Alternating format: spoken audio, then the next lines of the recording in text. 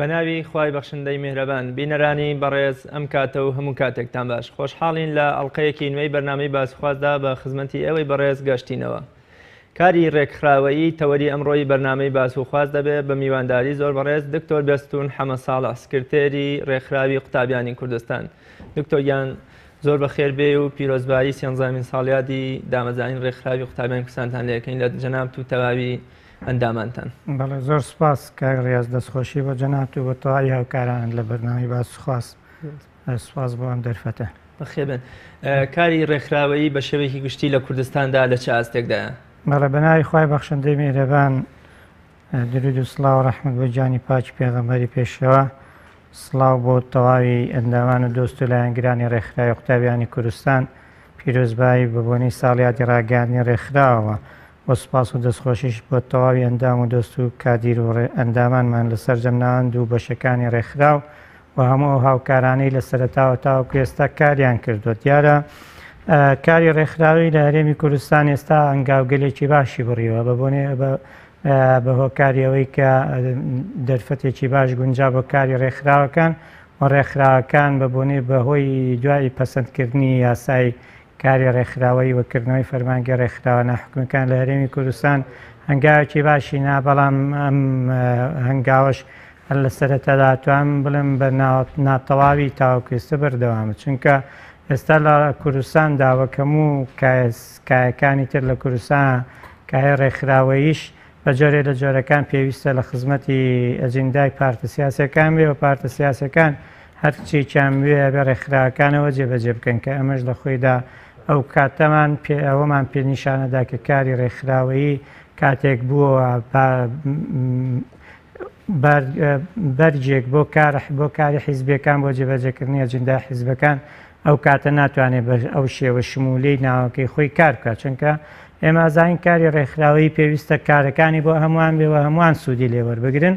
ئەگەر هەمووان سوودی لێوەرنەگرنەوە هەر وەکو کارە حیزبیەکان تەواوەکرێ تەنها بۆ ئەو کەسولایانانەیە بێت کە تایبەتن بە لایەنێکی دیاریکراو و ئەو خزمەتەی کە ئەو ڕێکخراوەی کا بە لایەن و بەرنامەیەکی دیاریکراو.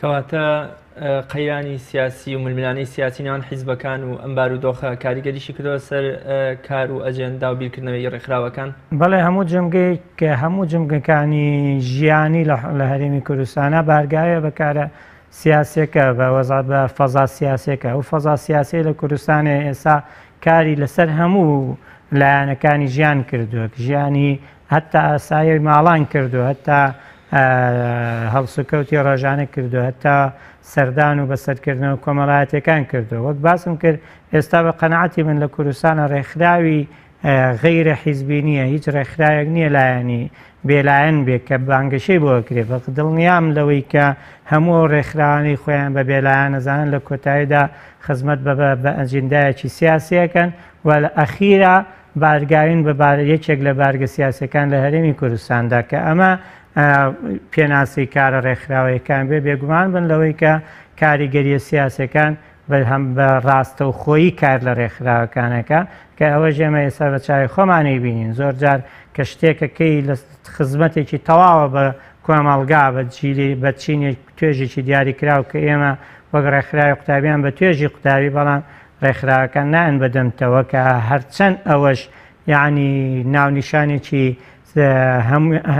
هەمووانی بۆ دانێ خزمەتێکی کۆمەڵگەی بۆ دانێ ئەی خیتە چارچەوەیەکەوە لە چارچەوەیەکی نیشتیمانیە، بەڵام ئەو دوور و ململانیەکی پارتەکان واکە زۆر جار ڕێکخراوەکانیشیان بەشداری کایەکان یەکتری نەکەن.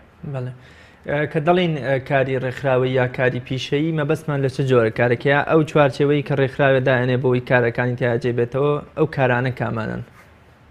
بەڵێ خۆی ڕێکخراو لە کوردستانە دابەشە بن بەسەر دوو جۆر لە ڕێکخراو. ئەو ڕێکخراوانەی ڕێکخراوە جەماوەریەکانمانەیە، ڕێکخراو پیشەیەکانمانەیە. پیشەیەکان ئەوەیە لەسەر راستی وەنمونە مامۆستایان قوتابیان ئەم پیشەکان پیشەی ئەکادیمی تەندروستکاران یاساناسان ئەندازیاران هەموو ئەوانە پیشەن وەکو پیشە.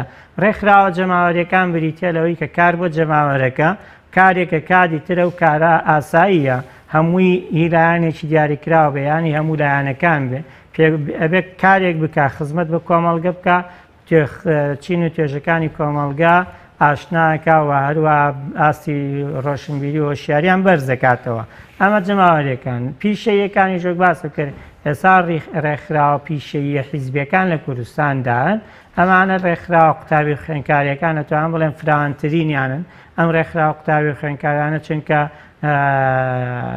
زۆرترین قوتابی خوێندکار لە کوردستاندا هەیە کە زیاتر لە 750,000 قوتابی ئێستا لە کوردستاندا هەیە. ئەم 750,000 قوتابیە زۆربیان لە سەرۆت لەو تەمەنەن کە ڕێکخراوە قوتابی خوێندکاریەکان دەتوانن کاریان لەگەڵا بکەن.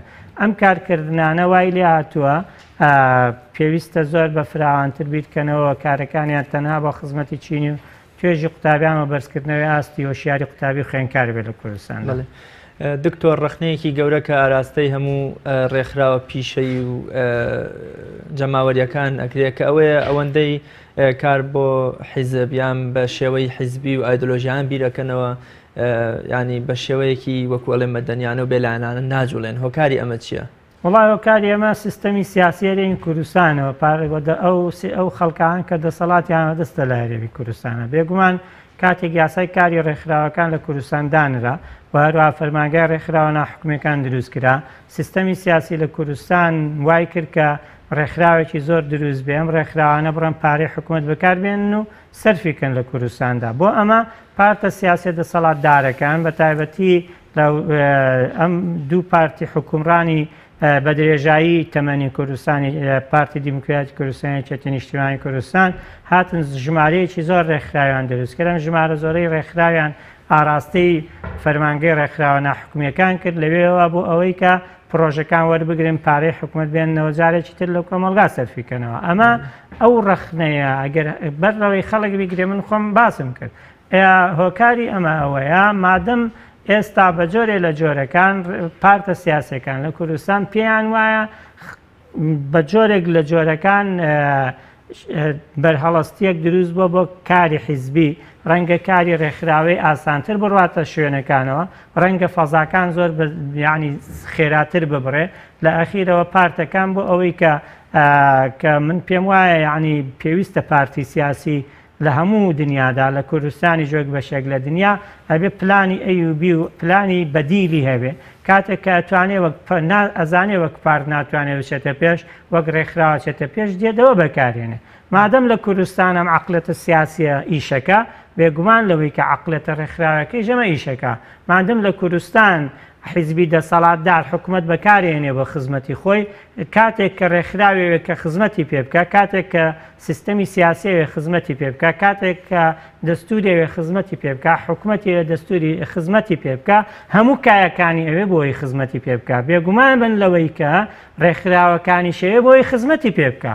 ئەگەر ڕێکخراوەکان خزمەت نەکا بە ئاجندای سیاسی بە سیستەمی کۆی سیستەمی سیاسی لە هەرێمی کوردستان و یعنی پاڵپشتێکی باش نەبێ بۆ حیزبی حکومڕان لە کوردستانە ئەو کاتەیە بربەست دروستە بێ بۆ کاری ڕێکخراوەی کە بربەست دروستە بێ شوێنەکانیان لێگرێ ناڵێت چالاکی ئەنجام دەی ناڵە بچیتە ئەو شوێنەی کە تۆ ئەو فەزای پێویستە چالاکی تێدا ئەنجام دەی وەگەوەی کە بەسەر ئێمە جێبەجێکرێ نایڵێت چالاکیە گەنجام دەی لە ناو ناوەندەکانی خوێندن. زۆر جار کە قەرەباڵخەیەکەکەی لە هۆڵێکی شارێکە گرفتت بۆ دروستەکرێت کە هۆڵەکەت پێنە بدرێ ئەچتە زانکۆکان نایڵن نەچتە ئامادەیەکان نایڵن لەگەڵ پەروەردەکان کاری هاوبەشەکەی لە ئەخیرا لە دەقەی ئەخیرا پەروەردەکە پەشیمانەکەنەوە زانکۆکە ئامادەیەکە.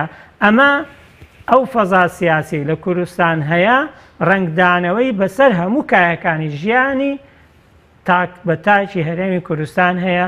ڕێکخراوەکانیش لە کوردستان مادەم بەشێکن لە فەزای سیاسی هەرێمی کوردستان بێگومان ڕنگدانەوەی بە پارتەکانیان بەسەرەوەیە لەوە بێگومانتر ئەجیندای پارتە سیاسەکان جێبەجێەکەن. دکتۆر ئێوە وەک ڕێکخراوی قوتابیانی کوردستان تا چەند توانین تا خۆتان لەو بەرگە داماڵن و ئەوەندەی کار بۆ ڕێکخراویان کاری پیشەی بکەن کەمتر لا بەلای حیزب و ئایدۆلۆژیاوە بکەنەوە؟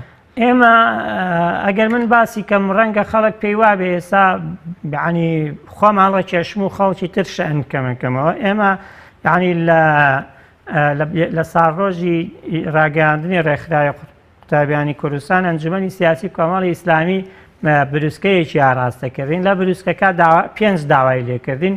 یەکەم داوا ئەوەیە کە ئێوە بچنە هەموو شوێنەکان خۆتان بە نوێنەری هەموو خەڵک بزانن با کاروبارەکانتان خزمەت بە تەواوی قوتابی و خوێندکار بێ لە کوردستان، با جیاوازی ئاینی نەتەوەیی ئەمانە نەبێتە ڕێگر بۆی کە ئێوە کار لەگەڵ ڕێکخراوێک نەکەن. ئێمە لە پرۆسەکانمانە لە پرۆژەکانمان ناتوانیمانە و بەرگەر لەسەر خۆمان لابین. تاوەکو ئێستا پارتی سیاسی ئێمە کۆمەڵی ئیسلامی کوردستان کە شانازی پێوەکەین تاوەکو ئێستا نەهاتووە پێمان بڵێ ئەبێ بەو جۆرە ئیشکەن و بەو جۆرەیش ئیش نەکەن.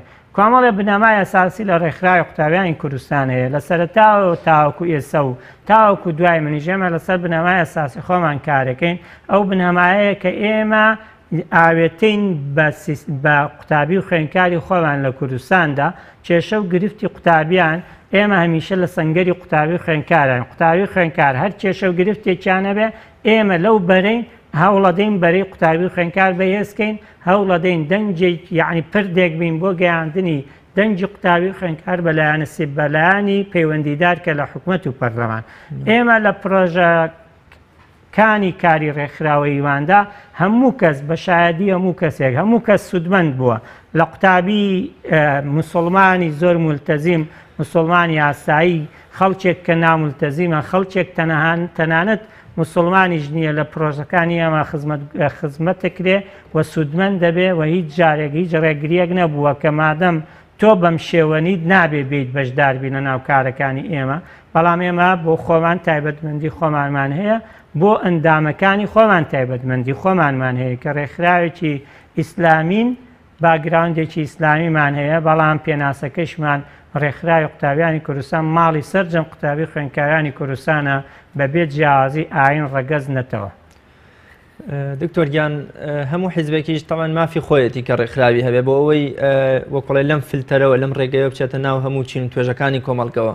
بەڵام بێ ئەرکی سەرەکی ئەم ڕێکخراوەش بریتی بێت لەوەی کە کارە ڕێکخراوەی و پیشەیەکانی خۆی و ڕێکخراوەکانی تر برە و پێبدات و ئەوەڵکۆڵێ سەرکەوتنیەکیان پێ ببەخشێ نەک پەیامە حیزبیەکان تەواو بگوازێتەوە بۆ ناو جەماوەر. ئێوە توانیتانە پەیامی حیزبی زیاتر بەرەو خوێندکاران و جەماوەر بەرن یان پەیامی جەماوەر و داواکاری جەماوەر بهێننەوە بە فلتەری خۆتانە بیگەێننەوە حیزب و وەکوڵێ خزمەتێکی پێ بکەن بۆ قوتابیان؟ وەڵی خۆی بەشداری قوتابی خوێندکار لە کوردستان کە بەشێکن لە کۆمەڵگەی کوردی لەگەڵ ڕێکخراوەکاندا و پێوەرە دیارریەکە کاتێک ڕێکخراوێ بیەوێ ئەجندایەکی سەرف بەسەر قوتابی خوێندکارە جێبەجێ بکە قوتابی خوێندکار بەشداری لە کار و پرۆژەکانی ناکە. کاتێک پرۆژەیەکی خزمەتگوزاری ڕاگەیەنێت ئەم پرۆژە ئەگەر لە بەرامبەرە ئەجندای تێدا جێبەجێ بکە قوتابی خوێندکار بۆی نایەت کە ئێمە وەک ڕێکخراوی قوتابیانی کوردستان لە پرۆژەی زانکۆلاین زیاد لە 15,000 قوتابی لە ئێمە سودمەندەبن بەڵام لە ڕێکخراوی بەرامبەریشمان ناگاتە 1500 قوتابی سودمەندەبن. لای ئێمە ژماری سەردانی کەرمان زۆر زیاترە لەوەی ژمارەوانی کە تەلەفۆنێکن ئەوانەی کە داوای ڕێنماییەکەن زۆر زیاترە لەوەی کە لە شوێنان هەیە. دیارە ئەوە دەرخسەلمێنەری ئەوەیە کە ئێمە تەنها ویستومانە خزمەتێکی سەرف جێ ئاراستی قوتابی خوێندکار بکەین. ئەگەر ئێمە لەگەڵم خزمەتدەدا کۆمەڵێشت پەخشکەینیان کۆمەڵێشت باسکەین بێگومان قوتابی خوێندکار ئەگەر ساڵی پار وامان کردایە ساڵ نەهاتنەوە بەلامان ئەگەر لە پرۆژەی ئەلف وامان کردایە بۆ پرۆژەی باش نەهاتنەوە بەلامان. بۆیە ئەمە ئەجندای کاری ڕێکخراوەیی ئێمەیە خزمەت تەنها بە قوتابی خوێندکار هەمیشەش لە بەرهەی قوتابی خوێندکار تاوەکو پردی پەیوەندی نێوان قوتابی خوێندکار بین بەرەو دەسەڵات. ئێوە وەکو ڕێکخراوی قوتابیانی کوردستان لەکوێی هاوکێشە پیشەیەکانی ڕێکخراوە پیشەیەکاندان وەکوانی قوتابیان و خوێندکاران؟ ئێمە بە شانازیەوەڵم تەنها دەنجین ێساین تەنها دەنجین کە بە شایەتی بەرپرسانی پەروەردە و خوێندنی باڵا لە کوردستانە کە سەردانیانەکە قوتابی بۆ ئەوەی کێشەی هەیە ئەیان نێرم بۆ لای ئێمە کە با کێشەکانیان بگەینە ئەوان بۆ ئەوەی کە پرۆژەیەک بکەین دیبیتێک بکەین کۆنفرانسێک ئەنجام بدەین کە ئەوانە لە چەند ڕۆژی ڕابردووە قوتابیان بە خۆمانیان وتەوە کە سەردانی یەکێک لە بەڕێوەبەرایەتیەکانی پەروەردەیان کردبوو. ئێمە تەنها بووین قوتابیانی کەرکووک لە قوتابیانی کوردی پارێزگای کەرکووک و ناوچەکانی تری ژێردەسەڵاتی دەرەوەی سنووری ئیدارەی کوردستان هانایان بۆ هێنان کە ژیانیان لە خەتەرایە، خوێندنیان لە خەتەرایە، داهاتوویان نادیارە، قوتابیان لەلایەک سیستەمی خوێندنی کوردستان جێبەجێەکەن، لەلایەک تاقیکردنەوە لە بەغاکەن، لە کوردستانی پێ ئەخوێنن لە بەغا وەرەگیرێن. لە بەغدای سیستەم بووە پراکتیکی ئەحیایی و ئینسانی، بەڵام لە کوردستان یەک سیستەمەیە بێژەیی و زانستی کە ئەمە وای کردبوو قوتابی ئێمە نەیانەتوانی وەرگیرن. ئێمە خۆشبەختانە لە مانگی نۆ توانیمان لە کەرکووک کۆنفرانسێک ئەنجام بدەین. لەو کۆنفرانسا کە داوامان لەسەر جەم ڕێکخراوە قوتابی خوێندکاریەکان کردەوە لە پێناو کوردستانی بوونی پارێزگای کەرکووکە با پێکەوە کۆنفرانسی چارەسەرکردنی کێشەکانی پەروەردەی خوێندنی کوردی لە کەرکووک چارەسەر ببەستین. تەنها یەک ڕێکخراوە دەممانەوە هات، هیچ ڕێکخراوێک ئامادە نەبوو بێتە کەرکووک کە هەمووی شانازی بۆ کەرکووک و کەرکووک ئەمە و کەرکووکەوە بە هەموو پێناسە جیاوازەکانیەوە. بۆیە ئەمانە ئێمە وامان لێ ئەکا خەڵک پێمانەڵێ ئێوەن ئەتوانن داکۆچی لە مافی ئێمە بکەن.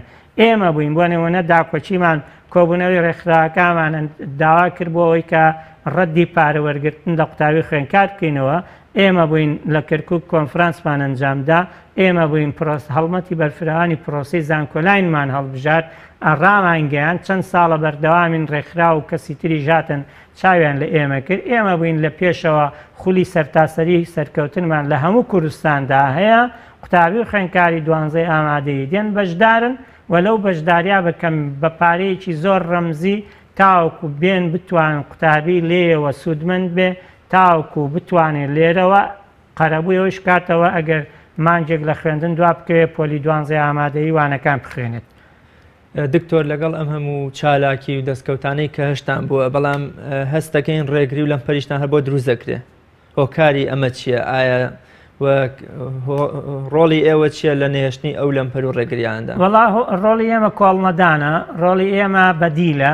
ئێمە لە کاتێکا بمانەوێت لە پارچێک چالاکی ئەنجام دەین، ئەگەر ڕێمان لێ گیرایێنینەوە بارێگا نایڵین چالاکێکە کۆتایی پێبێ. ڕۆڵی ئێمە بەدیلی 1 2 3ە.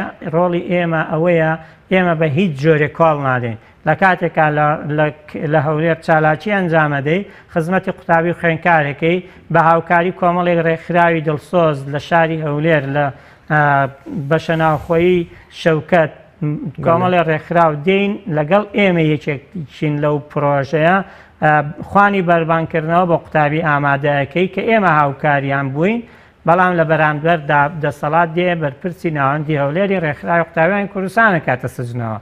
ئێمە کۆڵ نادەین، نەک بکرێنە سجن کۆڵ نادەین، بگیرێن لەمپەرمان بۆ دروست بکرێت، شوێنەکانمان لێدا بخرێ. زۆر جار کۆرمانە بووە لە زانکۆ سعات 3 کۆرمانە بووە دەبووە سێوتیانە مایگیش ناکات سەود نییە کارەبایتیانە، بەڵام ئێمە یەکسەر مۆلیدەیەکمانێناوە سەوتی خارجی بانێنەوە نەمانێشتۆ ئیشەکەمان دواکەوێت. بۆیە کۆڵنەدان لە لای ئێمە هۆکاری گەیشتنمانە بەو سەرکەوتنەی کە دامان ناوە پێویستە قوتابی خوێندکار لە کوردستانە خزمەتی پێ بکرێت. دکتۆر پێت وایە ئەوانەی بەرامبەر ئەوانەی کە ڕێگریتان لێکن لە کاری ڕێکخراوەیتان بەو هەموو وەکۆڵێ دەستکەوت و موچە گەورەی کە لە بەردەستیانایە ناتوانن وەکۆڵێ پێش بڕکێ لەگەڵ ئێوە بکەن منافەسی ئەو بکەن بۆیە ڕێگریتان لێکەن؟ بە دڵنیایی ئێمە خەڵکەیە لەسەر محاسبە کراوە، یعنی ڕێکخراو هەیە لە کوردستان هاو پیشەی خۆمان ڕێکخراوی قوتابی خوێندکاری پارتە سیاسەکەی داوای لێکردن کوات چالاکیتان و توانە نیمانە توانە بۆنیتانە و توانە فەزای کار لە کوردستانە تەسک بووێتەوە خەڵک بەدەم چالاکیەوە نایە، بەڵام نمونیان بە ئێمە پێهێناونەتەوە بۆ فڵانە ڕێکخراو ئەتوانێت چالاکی بکە بۆ بارێگاکانی هەمیشە قەرەباڵخن بۆ خەڵکی لە دەورکۆوە بێتەوە لە کاتێکە ئەو بودجەی کە بە ئەوە درێ هیچ حاسیبەیەک نایخێنێتەوە مقارنەی بە ئێمە بکات، چونکە ئێمە یعنی هیچ بودجێ تاوەکو ئێستا زۆر بە شانازیەوە 250 دینارمان لە حکومت وەرنەگرتووە کە بۆ کارێک بۆریگرین و کارێکی پێ ئەنجام بدەین. هیچ بینحەیەکمان لە هیچ دام و دەستگایەکی حکومەتی هەرێمی کوردستان وەرنەگرتووە، ئەوەی کە هەمان بووە هاوکاریەکی مانگانەیە کە کراوین لەلایەن دام و دەستگاکانی خۆمان کە ناوەندی پەرەپێدانی ڕێکخراوەکانە و هەروەها ئەو کار و پرۆژانی کە ئێمە بە ڕەمزی پارەیە گوەرەگرین و هەر لە پرۆژەکانە جێبەجێ سەرفیانەکەینەوە. دکتۆر وەکو پێشتری جەنابتان وتتان لە پەیامی حیزب بۆ ئێوە کە کۆمەڵگەی ئێمە بەس بریتین لە کۆمەڵگەیەکی مسلمان ناموسڵمانی تایە لەوە چێنێتەوەی جیاوازی تایە زمانی جیاوازی تایە ڕخنەیەکە لە ڕێکخراوی قوتابیانی کوردستان ئەگیرێک ئەوەیە کە زۆرتر وەکوڵە گرنگی پەروەردەییتان لەسەر وەعزە ئەمە بۆچی؟ وەڵای ڕخنەیەکی تریشمان لێ گیرە گرنگی پەروەردەییمان لەسەر نەبوونی وەعزە. یعنی ئێمە وەڵامی هەردوو ڕخنەکە وەڵامی هەردوو ڕخنەکە دەمەوە ڕخنەی یەکەمیان کە ئێمە کاری ئێمە ئەگەر بە دووارە بە دوو ئاراستەیە ئاراستە یەکەم بۆ ئەندامانی خۆمانە ئەندامانی خۆمان ئێمە ئەمانەوێ ئەندامانی خۆمان ئەکتیڤ بن چالاک بن و دەوڵەمەند بن بەو چەکی زانست و زانیاریە ئیمانی کە ئێمە باگراوندێکی ئیسلامیمان هەیە ئێمە ڕێکخراوێکی ئیسلامی نەمانەیە قوتابی و خوێندکار لەسەر بنەمانە گۆڕەکانی ئاینی پیرۆزی ئیسلام پەروەردە بکەین دژین بە هەموو بەها توندەکان بە هەموو بەرنامەکان بە هەموو بیر و بۆ چوونە توندەکان لە وڵاتدا بۆ ئەمەش چەندین کارمان ئەنجام داوە کۆڕی گەورەمان ئەنجام داوە ئێمە ئەمە لایەکی تر زۆر جار ڕەخنەمان لێ گیرێ بۆ زۆر ئیهتیمامتان بۆ ئەوە نییە کە یعنی ئەو لایانی کە پێوترێ لەسەر بنەمای وەعز نییە ئێمە لەوەی تریشا خەڵکانی ترمان هەیە بە نمونە کاتێک کە کەسێکی ناموسڵمان کاکەیەک کەسێکی کریستیان کەسێکی یەزیدی کەسێکی ئەوانەی کە لە کوردستانە هەن فکرەیەکی ئەڵمانی دێت لە کۆڕێکی منە لە کۆنفرانسێکی منە لە پرۆژەیەکی منە بەشداریەکە نابێ من هەر لە سەرەتاوە زەربی سفری کەم و بیخەمە دەرەوەی ئەو بازنەی من کاری لەسەرەکە ئێمە هەمومان هێناوەتە ناو بازنە لەو کاتەی کە ئێمە کارەکانمان گشتگیرە لە وتارەکانیشمان گشتگیرە لەو کاتی کارەکانمان تایبەتیە بۆ ئەندامانە وتارەکانیشمان سەرف تایبەتیە چونکە ئێمە یەک شانازی کە ئێمەی هێشتوێتەوە کادیر و ئەندامە دڵسۆز و ماندووەکانمانن لە ناو ناوەندەکانی خوێندن لە شار و شارۆچەکان کارەکەن ئەمانە پەروەردەکراوەکانی کار و پرۆژەکانی ڕێکخراوی قوتابیانی کوردستانن و ئەمانە پێویستە مانگانە چەند مانگجارێک جارجارە گەرم بکرێنەوە جارجارە کۆنفرانسی تایبەتی وەرکشۆپ و هەروەها سیمیناراتیان بۆ بکرێ بۆ ئەوەی کە لە پاڵ ئەوەی کاری ڕێکخراوەیەکەن لایەنە دینیەکەیش و زانست و زانیاری ئیمانی ئیسلامیەکەیشیان لەلا بێ تاوەکو بتوانن قودوەیەکی باش کاروبارێکی چاک دەستپاچی دەمپاچی دڵسۆزی هەموو ئەمانە کە سەرچاوەکەی لە ئاینی پیرۆزی ئیسلامەوە هەیە لەو قوتابی و خوێندکارانە کە ئەندامی مندا هەبێت. کەواتەیە وەکۆڵێ وەعز بەکارێن بۆ ئەندامانی خۆتان و بۆ خەڵکە عامەکەش هیچ شتێک بەکار نایەن بۆ خەڵکە عامەکە هیچ شتێک گوامان لێ ناکە خەڵکە عامەکە بکەونە دەرەوەی بازنەکەی ئێمە بەڵام ئێمە زۆر جار بۆ خەڵکە عامەکەیش لە بەرامبەرینە کۆمەڵێت لە بنەمای نەگۆڕی ئاینی پیرۆزی ئیسلام هەیە ئیگەێنین بۆیە چونکە ئێمە ئەم کارە بەکارێکی بانگخوازی لە کوردستان سەیرەکەین پێمان وایە لەم کاری خۆمانەوە ئەتوانین بانگەوازێک بۆ توێژی قوتابی خوێندکار بە فراوانی بنێرین کە ئاینی پیرۆزی ئیسلامە ئێمەی وا لێ کردووە کە بتوانین ئاوا لەگەڵ جەنابتانە بژین بۆ ئەمەش زۆر جار ئێمە کۆڕ و کۆبوون کۆڕی ئیمانیمان هەیە بانگەوازەکە بۆ گشتیە قوتابی خوێندکار ئازادە چێ دێتە ناو ئەوێەوە کەس هەیە داهاتووەتە لای من ئەڵێ من هاتووەم خوا ناناسم قوتابی زانکۆیە بڕوان بەبوونی خوا ئەمانە نییە ئەی چیتەوێ کاکە ئەڵێ ئەمەوێ جەنابەت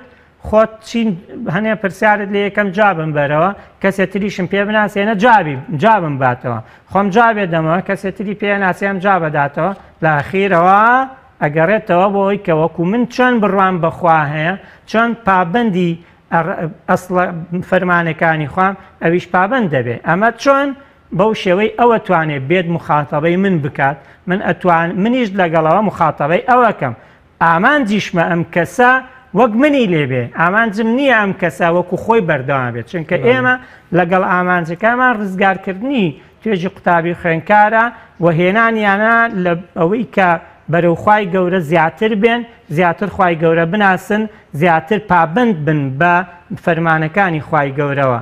ناڵێم پابند نەبووە، ئەڵێم زیاتر پابند بێ، زیاتر بێن، زیاتر بەرەو ئەو منهەجە بێن کە منهەجی سەلەفی ساڵح بنەماکانی قورئان و سنەتە بێ جێبەجێ بکە تاوەکو ئەویش تاکێکی خزمەتکار بێ لە کۆمەڵگادا. کەواتە ئێوە ئەندامانی خۆشتان لەسەر ئەو پێوەرە پەروەردەکەن کە هەر یەکێکیان بێتە بانگبەرێ بۆ بانگەوازی ئیسلامی، بەڵام بە شێوەیەکی وەکوڵێ چۆن عومەری کوڕی خەتاب فەرمووی بە بێدەنگی بانگەواز بۆ ئیسلام بکەن، وتیان بێدەنگی چێ فەرمی بە ڕەوشتەکانتان. بەدڵنیایی ئێوە تا چەند کارتان لەسەر بەها باڵاکان کردووە لە ناو ئەندامانی خۆتانە بۆی هەر یەکێکیان لە کۆمەلگا بێتە نمونەیەکی جوان. ئێمە کار لەسەر دوو بەهای باڵاکەین. یەکەم بەها باڵا شەخسیەکان کە ڕەنگدانەوەی سلوکی ئینسانەکانە، دووهەم بەها باڵا ڕەسەنایەتی کوردە، میلەتی کوردە کە بەلای ئێمەوە بەهێزترین ڕەسەنایەتی، دیارترین ڕەسەنایەتی میلەتی کورد ئاینی پیرۆزی ئیسلامە. کورد کە ناسراوە، کوردی موسڵمان ناسراوە، ئەو هەموو بنەما جوانانەی، ئەو هەموو ئەخلاقیاتە جوانانەی کە مرۆڤی کورد ئەنجامێدا لێ لێبوردەیی لە هەموو لایەنەکانی ژیان، ئێمە پێمان وایە سەرچاوەکەی ئاینی پیرۆزی ئیسلامە، بۆیە لە هەموو قسەکانمان، وتارەکانمان، لێدوانەکانمان، بەیاننامەکانمان داوای گەڕانەوە بۆ ڕەسەنایەتی کورد دەکەین، میلەتی خۆمانەکەین کە ئاینی پیرۆزی ئیسلامە. دکتۆر ئێوە وەکو ڕێکخراوی قوتابیانێکێکن لەو ڕێکخراوانەی کە ئەتوانین بڵێن زۆرترین چالاکی و وەکوڵێ کۆڕ و سیمینار و خولتان هەیە. بۆچی ئێوە کار لەسەر چۆنایەتی ئەم ئیشانە ناکەن، وەکوڵێ پوخت و کەم و بەهێز بێ، کارێ بکەن کە وەکوڵێ جیاواز بێ لە کۆمەڵگەی کوردیا کارێک بێت، هەموو ڕێکخراوەکانی تر نەتوان پێی هەستن یان بیریان لەکردنی ئەو کارە نەکرد بێتەوە. ینی ئێوە کار لەسەر چۆنێتی ئیشەکە بکەن نەک چەندایەتی. خۆی بە دڵنیاییەوە ضروری هەموو ڕێکخراوێکی قوتابی و خوێندکارە، هەموو ڕێکخراوەکان بە گشتی قوتابی و خوێندکاریەکان بە تایبەتی ئێمە بە تایبەتترە. ئێمە پێویستە کارەکانمان بە شێوەیەک بێکارەکان زیاتر بڕواتە ناو توێژی کۆمەڵگەوە و خزمەتی زیاتر بە قوتابی و خوێندکار و توێژەکانی کۆمەڵگە بگەێنێ. بەڵام ئێمە زۆر بە شانازیەوە خاوەنی زۆرین لە یەکەمینەکان. ئێمە خاوەنی پرۆژەی دۆستانی محەممەدین لە کوردستان صلی الله عليه و آله وسلم کە پرۆژەی ئاشناکردنی نەوەی نوێیە بە ژیانی پێغەمبەری مەزن ئاکار و ڕەوشت و سونەتەکانی. خۆشبەختانە کە ئێمە پرۆژەمان ڕاگەیان هەموو کوردستانمان تەنی بە پۆستەری دەربڕینی خۆشەویستی بۆ پێغەمبەری خوا صلی الله علیه و سلم، چەندین کۆڕ و سیمینارمان ئەنجامدا، چەندین سیدی زیاد لە 100,000 سیدی بڵاو کرایەوە، 6,000 نامێکە لەسەر ژیانی پێغەمبەری خوا صلی الله علیه و سلم بڵاو کرایەوە.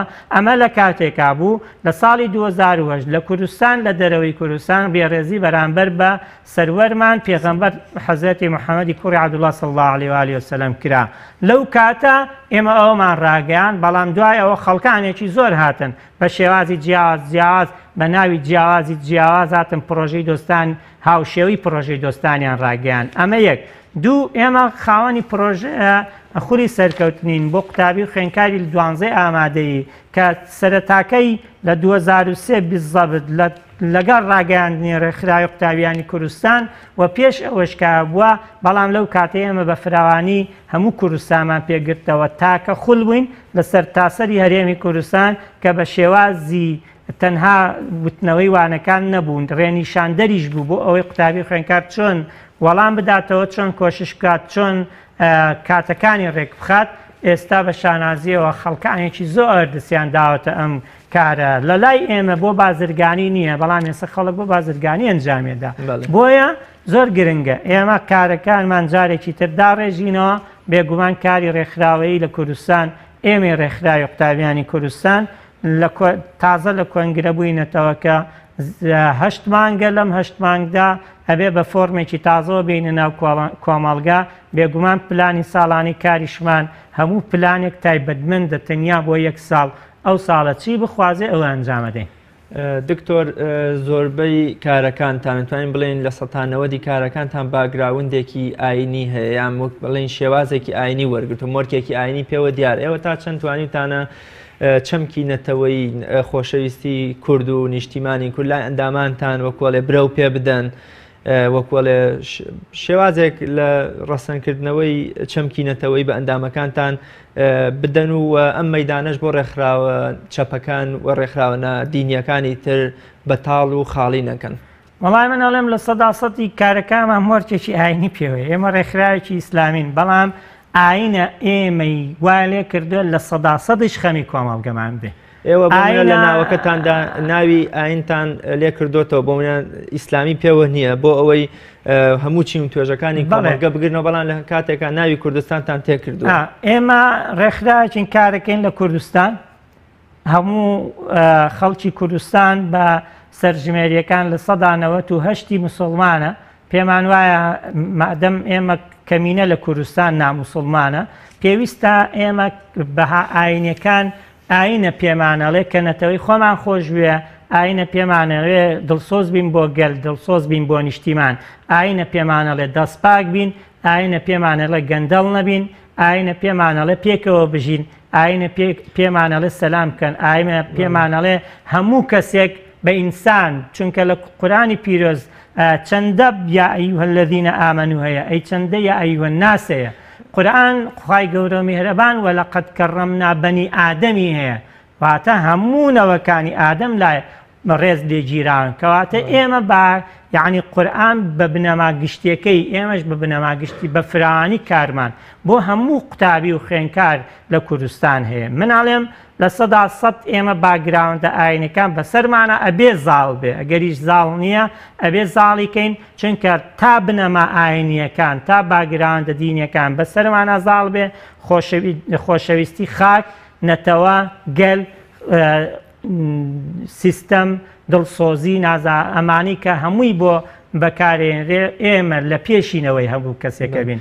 ئەوەی ئێمەی ئێسەوا لێ کردووە ببوورە کاگ ڕاز، ئەوەی کە وای لێ کردین هەموو لایەنە کایەکانی ژیاری لە کوردستان ئێمە قسەی تیاکەین بڕێن، ئەوەیە کە ئاینی پیرۆزی ئیسلام هانمانەدا لە پاڵەوەی کە قوتابی بەو جۆرە پەروەردەکەی نەبێ، خەمی پەروەردەیمان بێ، خەمی لایەنی تەرفیهی، لایەنی کۆمەڵایەتی، لایەنی ڕۆشنبیری، لایەنی زانستی، لایەنی فەرەنجی، هەموو ئەمانە خەممانە. لەگەڵ ئەمەشدا ئێمە بە هاوشان لەگەڵ ڕێکخراوەکانی تری کوردستان بەشدار بووین هەموو لە هەموو کار و چالاکیەکان کە بەرگری بووە لە خاک، لە وڵات، لە نیشتیمان، دژی هەموو ئەو یاسایانە بووین کە بە جۆرێ لە جۆرەکان زەرەری بۆ کورد بۆ تاکی کووردە بووە، هەموو پرۆتۆستۆی هەموو ئەو خاڵانەمان کردووە کە مرۆڤی کورد کە تاکی کورد تایە ژێردەستە کراوە. وەکو خۆتان سربەخۆک و ڕێکخراوەکە ئەم وەکوڵێ شتانەی کە باستان کرد چەندتان کردەوە بە کردار، بە کردار چیتان کردووە؟ وەڵای من ئەو پرسیاری تۆ خەمە سایتی زانکۆ کورد بزانین با جەماوەر بڕیار بدا بزانین تا چەندێکمان کردووە، چونکە من ناتوانم بڵێم ئێمە ئەوەندەمە، ئێمە ئەم کارانە ئەکەین، ئەوی تری بۆ جەماوەر جێڵین، با پێمان بڵێ لە سایتی زانکۆ کورد هیوادارم لە سایتەکانی تریش دابەزێ با ئەو حکومە جەماوەری کوردستان بە تایبەت قوتابیان و خوێندکارانی کوردستان بیدەن. ئاستی بەدەمەوە هاتنی قوتابیان بۆ پرۆژەکانی ئێوە وەکوڵێ لە چەند لایە لەکوێیە وەکان پرۆژەتان وەکوڵێ ئامادەبینی زۆر باشی لێکراوە، پێشوازی باشی لێکراوە؟ وەڵای پرۆژەکان جۆرا و جۆرن. پرۆژەی خولی سەرکەوتن یەکێکە لەو پرۆژانی کە زۆرترین قوتابی تێیدا سوودمەند بووە لە بەرامبەر هەر لەگەڵ خولی سەرکەوتن کە وەک هاوڕێی خولی سەرکەوتنێ. پرۆژەی زانکۆلاین یەکێکە لەو پرۆژانی کە ڕێکخراوی قوتابیانی کوردستان ئێستا یعنی ڕۆڵ و کاریگەری بەسەر هەژمونی خۆی بەسەر زانکۆلاینا چەسپاندووە، یعنی هەر کەسێک لە لای ئێمەوە فۆرمی بۆ پڕکرابێتەوە، سوپاس بۆ خوای گەورە و میهرەبان، دەستخۆشی بۆ ئەو کەسانی کە کارەکەیان ئەنجامداوە، ڕێژەی کەم هەڵەیان زۆر کەمە، هیچ ڕێژەیەکی هەڵەتا ئێستا لای ئێمە نەبووە، بەڵام هەموو پرۆژەکانی ئێمە بە تایبەتمەندیان جۆرێک لە قوتابی خوێندکار پێشوازی گەرمی لەیەکە. ئێمە بانەوەنا کاتێک دێین تاقیکردنەوەیەک لە کوردستان ئەنجامە دەین لە سەرتاسەری هەموو کوردستان بۆ کتێبی ژیانی پێغەمبەر صلی الله علیه و سلم، کتێبی گوڵاوی سەرمۆر، زیاد لە 700 قوتابی ناوەنووسێ، زیاد لە 380 قوتابی تاقیکردنەوە ئەنجامەدا، کە ئەمە کاتێک پرۆژەیەک ڕاگەیەنین تاقیکردنەوەی فەرموودە ئەنجامەدەین 283 ئەوەنە کەس تاقیکردنەوە ئەنجامەدا، خۆشتر لەوە 6 فەرموودە ڕائەگەیەنی 92 دووەمە بێت. یعنی 92 لە 100 ئیمجا دووەمە بێ، هەمویان یەکەمەکان هەمویان 100 بن کە ئەمانە بۆ ئێمە مای خۆشحاڵیمانە. بەڵام بێگومان قوتابی لەگەڵەوەی کە نایەوێت تۆ هەمیشە بانجیکەی مەوعیزە لە دوای مەوعیزە، محازەرە لە دوای محازەرە، سیمینار لە دوای سیمینار، پێی ئەو دەستگرتنەی ئێمە دەستمان گیراوە لەوەی کە ناتوانین پارەیەکی باشمان لە بەردەست نییە کە ئەوەی کە خەڵکی لە ئێمەی بردوێتەوە تەنها لایەنە تەرفیهەکەیە لە کوردستانە. ئەوەی کە لە ئێمە باشتری پێکرێت لە ڕووی تەرفیهەوە، چونکە پارەیەکی زۆر زیاتر لە ئێمەی پێەیە. قوتابی خوێندکار بەیانی سواری پاسەیەکایان بە تەنها بۆ تەرفیات ئێوارەیانینێتەوە 2 ڕۆژی تر بۆ ئەوە خەڵکی قوتابی خوێندکار لە ئێمە زیاترە ڕەم بۆ لای ئەوان، چونکە لای ئێمە نەمانتوانیوە لەو بوارە زۆر جددی کار بکەین. دکتۆر هەموو ناوەندەکانی خوێندن هەر لە باخچەی ساوایانەوە تا زانکۆ هەستەکەین بابەتی معریفەتیایە زۆر لاوازە. ئێوە وەکو ڕێکخراوی قوتابیان تا چەند توانیوتانە وەکوڵێ لە بواری معریفەوە شتێک پێشکەش بە کۆمەڵگە و بە خوێندکاران بکەن؟ ئێمە لە دوو لایەنەوە قسەکەم. یەکەمیان لە بارگاکانی خۆماندا لە 100% توانیومانە ئەم لایەنە پەرە پێ بدەین، بەڵام ئەمە چیە؟ ژمارەیەکی دیاریکراو لە قوتابیانن کە دێنە ناو بارگاکانی ئێمە. لایەنی دووەم تا ئەو کاتی کە پەروەردەکان، قوتابخانەکان، زانکۆکان هاوکارمان بووبن تا ئەو ڕێژەیە توانیومانە بەرزکردنەوەی ئاستی معریفی و ڕۆشنبیری قوتابی خوێندکار پەرە پێ بدەین. کاتێک زانکۆی سلێمانی دێ بەرەو هاوکاری منە بێ کە قاعەیەکم پێ بدا، منیش ئەڕەم ئەکادیمیترین کەس، معریفیترین کەس، چێ زۆر خەڵک قوتابی خوێندکار گوێی لێگرێت، چێ کاریگەرە لە کۆمەلگا، ئەی بەمە ناو هۆڵێکی زانکۆی سلێمانی کۆڕێک، دوان، سیان، سیمینارێک، وەرکشۆپێک، کۆنفرانسێک بەڕێوەیە بین. بەڵام ئەگەر نەهاتن تا ئەو دقەی تا ئەم دقە لە کوردستانە ڕێژەی بەدەمەوە هاتنی ئێمە زۆر لاوازە. کاتێک ئەنجومەنی پارێزگای کەرکووک بەدەم ئێمەوە دێ، ئێمە کۆنفرانس لە ناو بینای ئەنجومەنی پارێزگای کەرکووک ئەنجامەدەین، لە ناو هۆڵی کۆبوونەوەکانی ئەنجومەنی پارێزگا ئەنجامەدەین. خودی بەڕێز سەرۆکی ئەنجومەن دێت لە سەرەتاوە ئامادە ئەوێ. ئەگەر ڕێمان لێ بگرێ ناتوانین لە قەرانجیریش ئەنجامی بدەین. یعنی تا ئەو ڕێژەی کە دام و دەستگا پەیوەندیدارەکان بەرەو ئێمە دێن هاوکارمانە بن. بە درێژایی 13 ساڵی کارکردنتان کامانن ئەو کارە وەکوڵێ زانستی و پەروەردەیانەی کە کردوتان و پێشکەشتان بە قوتابیان کردووە؟ ئێمە ئەوانەی کە لە بواری چاپ و بڵاوکردنەوە، ئێمە لە بواری ڕاگەیاندن سەرەتا باسیەکەم تاوەکو ئێستا بە بەردەوامی وەک یەکەم ڕێکخراوە بە بەردەوامیش تاوەکو ئێستا بۆ ماوەی 13 ساڵ زیاد ئەبێت سایتی ئاژانسی هەواڵی زانکۆ کوردمانەیە کە ئاژانسێکی تایبەتە بە قوتابی و خوێندکار و کاری ڕێکخراوی. تاوەکو ساڵی چەند ساڵێک لەمەوە پێش بە بەردەوامی خاوەنی ڕۆژنامەی وەرچەرخان بووین کە ڕۆژنامەیەکی ڕەخنەیی خوێندکاری بوو کە ڕەخنەی لەسەر جەم سیستەم کایە دەستیابێت بۆ هەموو ناڕێکیەکانی سیستەمی پەروەردە و فێرکردن لە کوردستاندا. تاوەکو ئەم کاتە ئێمە خاوەنی زیاتر لە 10 نامیلکەی بڵاوکراون کە 8یان لە بواری پرۆژەی دۆستانی محەممەد ساسەلەم بە زنجیرەت نامیلکەی محەممەد ڕێبازی ژیان دەستمان پێکردووە و هەروەها خاوەنی زیاد لە 20 بڵاوکراوی ناوخۆین لەسەر جەم کوردستاندا لە شار و شارۆچکەکان کە ئەمانەی ژەمووی لە ڕووی معریفی و سەقافی و قوتابی خوێندکار ئاستی بەرزەبێتەوە. لە ڕووی پەروەردەیمانەوە ئێمە خاوەنی پەروەردەیەکی تەواوی قوتابیانین و پێگەیاندنیان پەروەردەی لە ڕووی پەروەردەی ئیمانی و پێگەیاندنی ڕێکخراوەیی تاوەکو ببنە کادیری ئەعلامی، ببنە چالاکوانی ڕێکخراوەیی، ببنە چالاکوانی مەدەنی، کادیری سیاسی، ببنە کادیری ناو حکوومەت خزمەتکار. ئەمەیش لەو ڕۆیەوە ئەتوان بڵێم یعنی ژمارەیەکی باش لەشکرێکمان لە کوردستاندا خزمەت بە کوردستان کردووە. لە بواریەوەی کە خزمەت بە قوتابی و خوێندکار بە شانازیەوە ئێستا زۆرێک لە پزیشکەکان، لە مامۆسایانی زانکۆ، لە یاساناسان، لە فەرمانبەران، لە قوتابیان کە زانکۆیان کۆتایی پێهێناوە دەرچووی قوتابخانەی ئێمن کە لە خولی سەرکەوتنەوە هاتوون، لەوێ وانیان خوێندووە، لەوێەوە نمریان هێناوە، لەوێەوە چوونەتە کۆمەڵگا خزمەتەکەن. بەشێکی زۆر باشیانی سا ئەوانە بە وەفان بە کارەکەی ڕێکخراوی قوتابیانی کوردستان.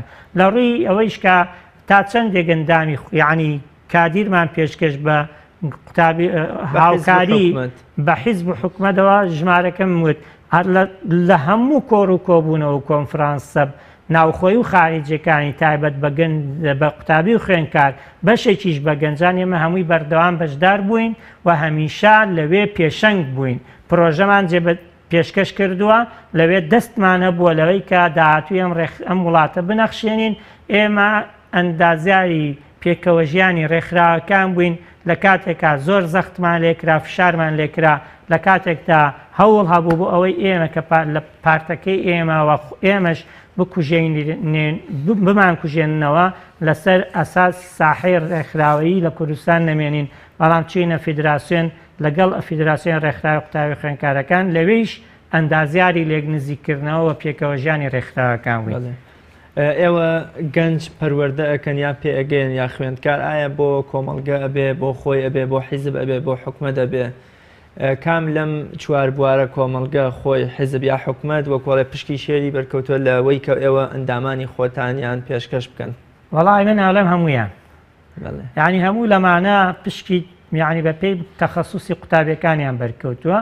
ئێمە کادیرگەلێکی باشی ڕاگەاندنەیە سەرتاکەی لای ئێمەوە دەستی پێ کردووە. کۆمەڵی خەڵکی باشەیە تا لە ئاستی مدیرعام لە کوردستان لە ئاستی وەزیر لە کوردستان کە بەڕێز ئێستا سەرۆکی دەستەی من لە کوردستان دەستەی گشتی کاروبارێمێر لێرەوە ڕێزی خۆشەویستیم بۆ بەڕێز کاک محەممەد ئەحمەدەیە سەرتاکەی لە ڕێکخراوی قوتابیانی کوردستانەوە دەست پێ کردووە. بەڕێوەبەری گشتی چاودێری و کۆمەڵایەتی سلێمانی سکرتێری ڕێکخراوی قوتابیانی کوردستان بووە.